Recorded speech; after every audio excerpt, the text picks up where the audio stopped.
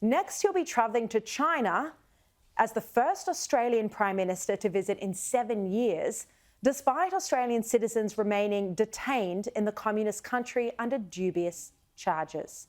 He'll then head to the Pacific Islands before again returning to the US for more diplomatic summits.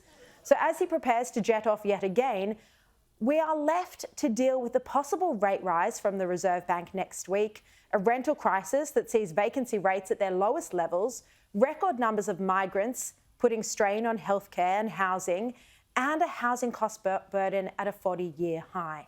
So the question is it time the Prime Minister puts down the passport and starts doing something at home? Well, to discuss, let's bring in Sky News contributor Joe Hilderbrand and Director of Headline Advisory Andrew Carswell. Welcome to you both. G'day, Sharri. Of course, this first trip overseas came right after The Voice. Joe, yep. So do you think Albanese is doing enough to tackle problems at home? And I didn't mention there the problem of anti-Semitism, but of course that is a major one that I personally don't think the Prime Minister's showing leadership on.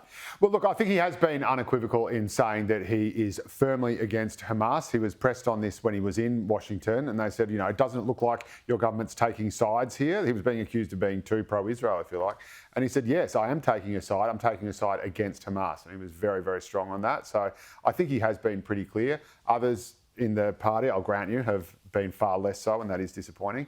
Look, he has to do these things. I mean, again, we're talking about the Israel question. Israel only exists because it's got America standing behind it, which gives you an indication of how important American solidarity or being allied to America is. Australia, of course, would not exist in its current form were it not for America. We would be a colony. Well, Israel does have its own ability to defend itself. It absolutely does, and it's fought incredibly well, as we know, in the Yom Kippur War and the Six-Day War, and of course the War of 1948, where it established itself. But again, it is in very large part that it has Israel standing. That it has America standing behind it, that it's got those two aircraft carriers there. That means that the entire Middle East doesn't just jump on top of it. So it is. So that is the first thing to say. So these relationships are extremely important.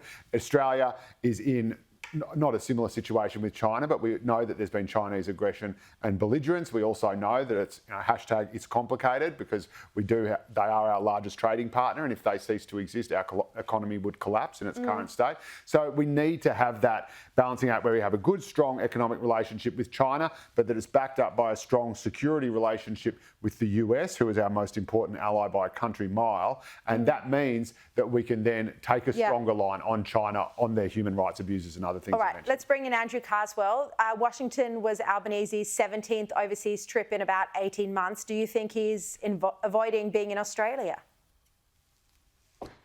No, I'm generally okay with his travel schedule. I think these as Joe said, they're important meetings, and particularly the Washington meeting where AUKUS is at a bit of a crossroads, and there's some awfully difficult questions that need to be posed and addressed. So I'm all for it. I'm all for him from going to China too. But when you're overseas as Prime Minister, you need to keep one eye on what you're achieving overseas and one eye back in Australia. There are some important issues here that need to be addressed, but the issue we've got is that it appears that it's a one-man band at the moment, and when Anthony Albanese goes overseas, no one steps up here. Like, where is Jim Chalmers this week? Where was he last week? Where is the Deputy Prime Minister?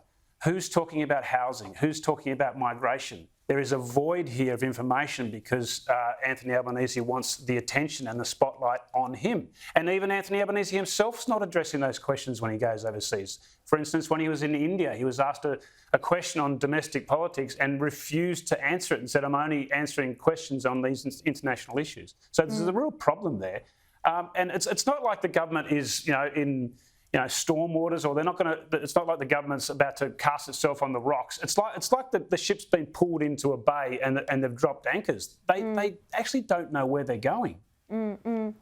Joe, look, on something a bit lighter, the Victorian government has defended its decision to decriminalise public drunkenness ahead of Melbourne Cup Day. I actually didn't know public drunkenness was a criminal offence, that's right. But nonetheless, and they've announced sobering up centres, but they're saying those centres aren't going to be ready. I mean, isn't that just a waste of money? Sobering up centres are like the Commonwealth Games of public drunkenness. And again, if you're going to decriminalise public drunkenness, is Melbourne Cup Day really the best day to do it? Like, I mean, you've got, like, wouldn't you want to just start small and work your way up instead of going great to the sort of legs akimbo, upside down in the bushes brigade? But look, I just cannot wait to see where this ends up.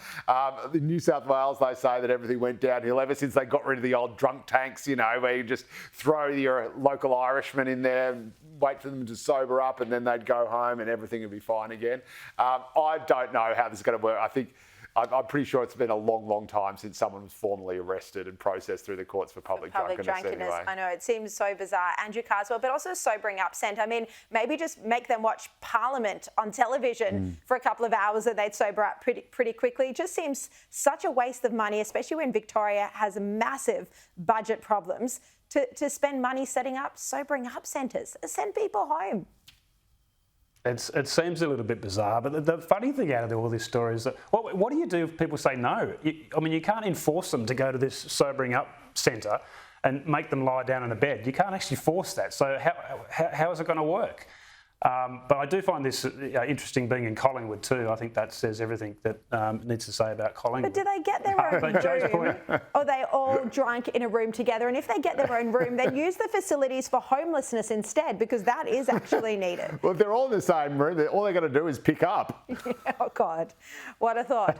Now, the government is spending, federal government this time, $3.5 million of taxpayer money to combat toxic masculinity in young men.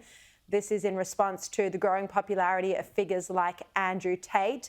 Joe, Andrew, what do you think? Is this money well spent? I think the problem with this sort of stuff is that people like what's on the internet because it's cool, and the government is not cool. And I say this as an employee of a great man who bought MySpace. This is, you know, it's all very well for the government to say, look, we're going to put all this information out there and say, you know, these guys aren't the right role models for you to follow. But you have to look at why they're attracting young men in the first place, why people are looking up to reprehensible, vile creatures like Andrew Tate, who is so far beyond, by the way, that sort of larrikin, you know, getting out there, being a real man, driving sports cars. I mean, he has been accused of sex trafficking and other horrendous things. So I think you just have to make it cool to respect women and not crap on them. And how you do that, I don't know. They'll be a millionaire if you figure that out. Yeah. Andrew, very quickly, toxic masculinity, a big problem that needs to be dealt with? Yeah.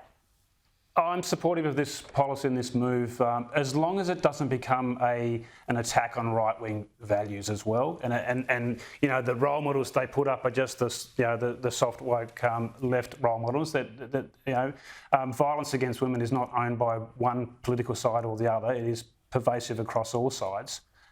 So it needs to be addressed from a holistic point of view. But young men, boys in particular, need proper role models, and currently the current offerings, and a lot of them turn to sport, and you know, how often has a sports star let us down in the past? All right. Andrew Carswell, Joe Hilderbrand, thank you both so much. Thanks, Sharri. Thanks, mate.